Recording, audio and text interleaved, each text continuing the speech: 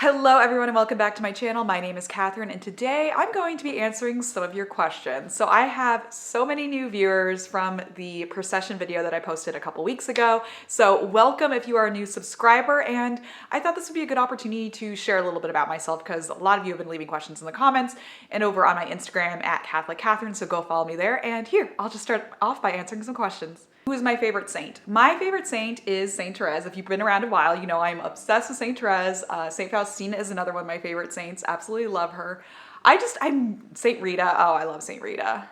Yeah, I love saints. Are you close with your family? Yes, I am very close with my family. I have three brothers. Two of them are in their 20s. One is still a teenager. My parents had a surprise baby. How old are you? I am 29 and a half. I just had my half birthday this week. So I am 29 and a half. Any tips for meeting a Catholic girl? So tips for meeting a Catholic girl. I think the best way to meet Catholic people just in general, to make Catholic friends, anything like that, is to join a young adult group. And a lot of men complain that their young adult groups, I've seen this on Reddit and everything like that, their young adult groups are all men and no women. That's so strange to me because my young adult group that I am involved with is half men, half women. The other young adult groups I've been involved with in the past, always half men, half women. I've never seen a big disparity of men to women ratios. I've had a lot of friends have success on Catholic Match. I know a couple of couples who have met and married on Catholic Match. Again, I live in New Jersey, so it's very easy for me to meet Catholics because everyone is Catholic. I only have like 2 Protestant friends. I have a bunch of Jewish friends. There's more Jewish people up here than Protestants. Maybe that's not correct, but that's how I feel because that's where my friend group lies. But yeah, meeting Catholic women, go to church. That's where to meet them. What does your latest golf scorecard look like? I'm not very good at golf. I love playing golf because I like to play it with my family. I think it's really fun to be outside. I like the fashion, all that good stuff. I'm not very good at golf. I get very insecure about how bad I am at golf, considering how many years I've been playing and how many lessons I've had and everything like that. You can look me up on gin. How about that? If you're a true golfer, you know what gin is. What is your favorite thing about being Catholic? I love the Eucharist, right? The Eucharist is number one. The saints. I love the saints. I love the saints. I love Mass. I love that I can go to Mass daily if I so choose to. I try to go to daily Mass at least a couple of times a week. I love the Rosary. I love Mary. I love St. Joseph. But another thing is I just have so much confidence that I am right, that what I believe in is the correct religion. I do thoroughly believe that all these things in the Bible happened. All the things that are to come, that there is a God, that I am practicing God's will when I, do not sin. I am confident there is a heaven. I am confident that I will see family members and whatnot who have passed away before me. I'm confident. There's security. So the Catholic Church does give me a lot of security, and it explains so many things to me. Like there's so many weird miracles and stuff that don't make sense, but then it is explained, and it is the way it's supposed to be. So I believe the best part about being Catholic is I'm right. Can I be in one of your videos? No. Favorite Mass or Catholic event you've been to lately? I love Catholic Underground. It is my favorite event.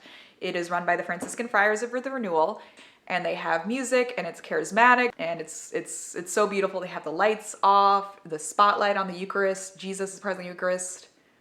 So good. Have you seen The Sound of Freedom? I have not seen The Sound of Freedom. I have listened to the interview of Tim Ballard, the man who it's based off of, on Timcast, which I'll try and link down below, but that was a really good interview.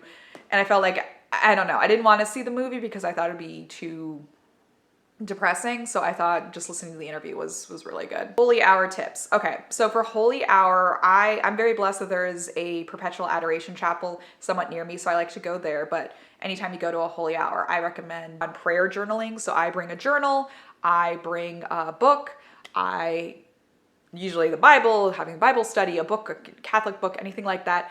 If you have trouble focusing while reading or while praying or anything, bring headphones and your phone and listen to either the Hallow app or some Christian music or something like that. That can help get you into the mindset of being in a holy hour. I wasn't raised Catholic, so never developed a great relationship with the Rosary. Any suggestions?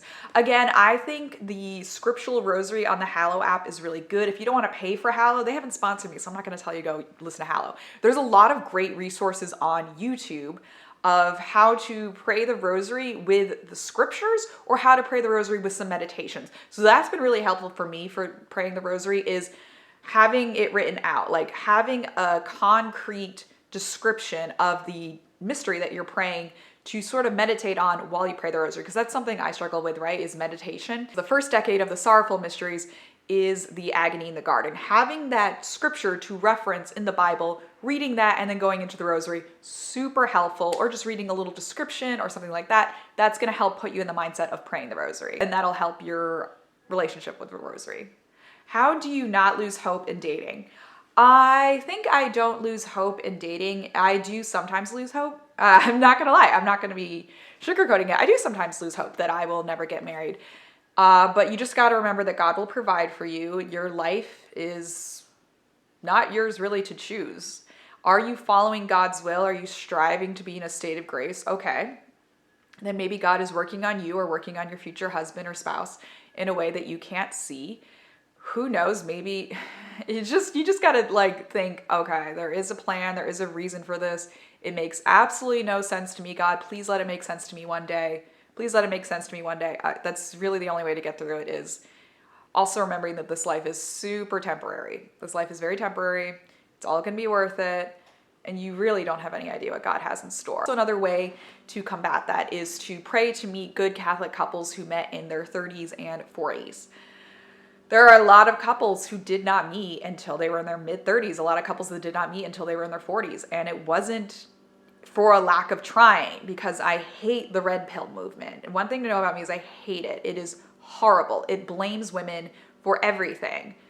It's disgusting. There are so many women who are traditional like myself who would love to be married, would have loved to gotten married at 22 or whatever, but have not found a mature man who wants to marry them, who wants to practice faith with them and everything like that. So you've just got to relax, know that God has a better plan for you. Who knows what God has in store? What do you do for fun? I play golf. I'm not good at it, as I've mentioned. I make YouTube videos.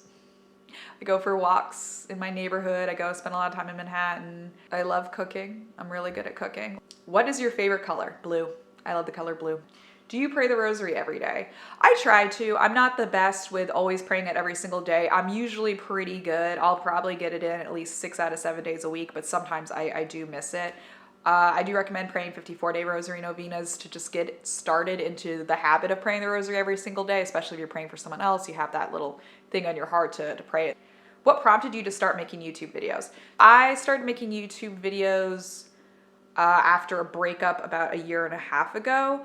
I had given up social media for Lent, and during Lent I got broken up with.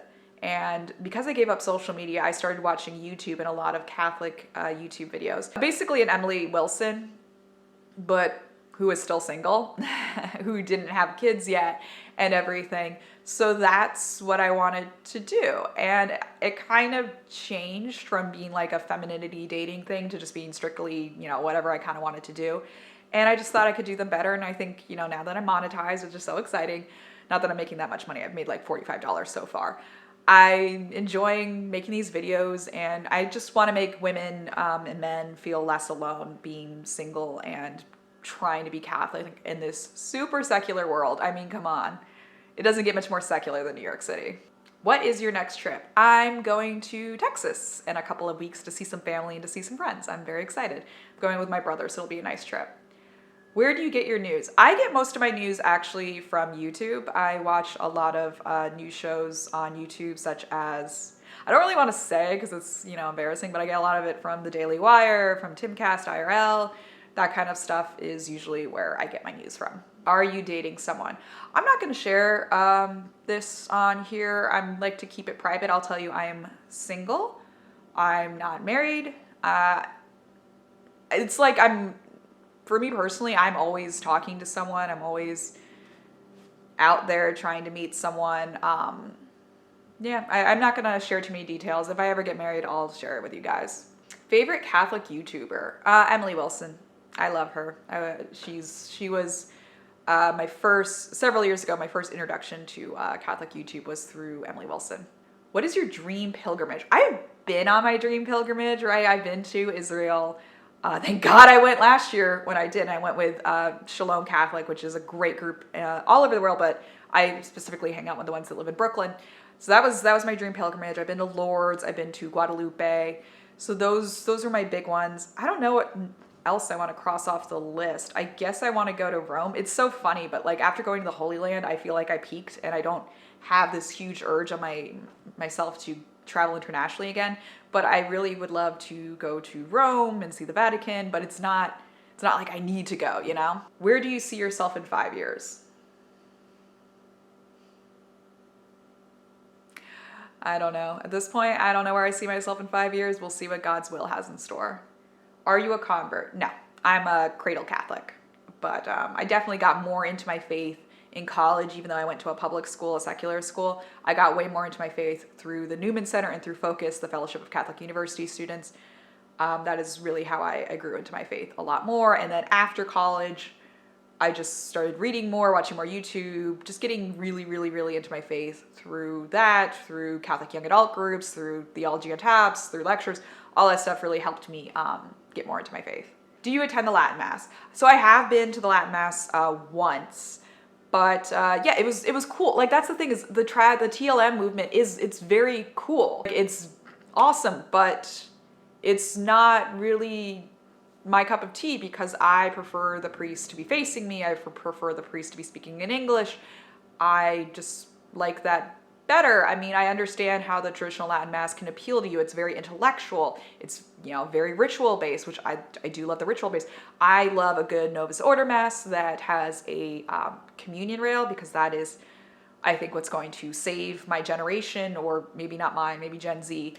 It's going to save everyone as a communion rail. I really believe that if we start having if we get rid of these extraordinary ministers, I'm sorry, the point of an extraordinary minister is only if the priest literally has to be carried to distribute communion or can't stand for very long, right? I know some certain old priests that cannot stand for that long to give out communion. I don't believe extraordinary ministers are there to speed up the Mass. I would prefer that we have a communion rail, the priest comes and puts it in the mouth, there's a little altar server who holds the paten underneath your mouth so you can't drop the Eucharist. I've been to a lot of churches recently that have that, and that's what I think will save the church. This is, again, my opinion. It's in no way fact. I don't know, whatever, but it's just, it means more to me when I go to like my daily Mass church and I receive communion from the priest every single time because he's the only one administering communion, and there's the two watchers. It means more to me when we place more on the Eucharist, that only the priest can distribute it, and that we have the watchers there, because people do try and steal. I have seen people try to steal the Eucharist, and that is not good. We need to defend the Eucharist at all costs. That's a little bit of a ramble. I don't even remember what the question was. What was the question? Do you attend the Latin Mass? I've been once. I usually attend the Novus Ordo Mass. And what do I do for work? So I'm not going to share this. I want to keep myself from being doxxed. I'm not going to share personal information like that. You guys know, I mean, I don't show you where I live. I don't want you guys to know about that because I don't want anything weird to happen. I have been recognized at work, which is kind of funny. That's my laundry. Someone at work actually heard my voice on a meeting because I didn't have my camera on and was able to figure out that it was me, Catholic Katherine, which was kind of hilarious. All right, you guys, thank you so much for watching this YouTube video. I hope you learned a little bit more about me. I hope if you are recently joined to this channel, you will give this video a thumbs up, hit subscribe, and hit the bell so that you never miss one of my videos. I love making YouTube videos. I love being a Catholic. I know I had a lot of hot takes in this video, so if you disagree, go ahead and let me know down in the comments. But if you're gonna be mean, I'm just gonna delete your comments because I don't care. It's my YouTube channel and I can delete mean comments if I want to. So thank you guys. You're amazing. You're wonderful. Have a great day. Goodbye.